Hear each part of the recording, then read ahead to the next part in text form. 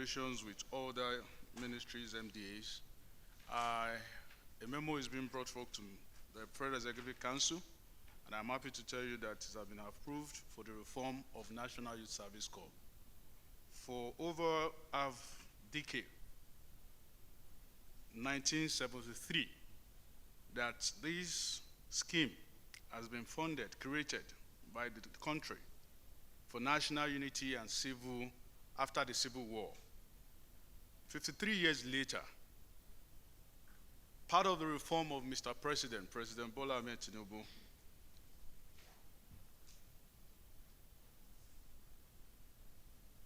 the reforms have led to a lot of ways which have incorporated the Ministry of Youth and even the youth itself to put together an half-of-a-century review of the challenges the NYSCs are facing. And these have addressed the issues of Ministry of Youth Development, Ministry of Education, and also the Office of the Special Advisor to the President to work together for the development of the reform framework. The goals are simple and straightforward. We want to build an NYSC out of just mobilization of program. We are looking and working for the strong partnership for skill development, job creations, possibility, and national growth.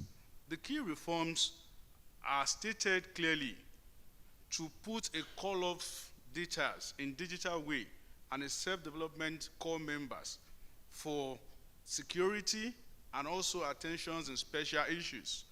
These are prepared to even the structures of the reform of NYSC. This memo continues by putting hope and also preparing a better state of camps in all states of the Federation, making the state government, the subnational, a clear standard orientation camp for all young people. And also the passing out parade should be redesigned from just a parade to a ceremony, a graduation ceremony properly. And also it's been approved that professionalism of each core member's identity of a scheme to be introduced. And we have also worked in line to reform the act that strongs the NYSC in collaboration with these three ministries and all MDAs.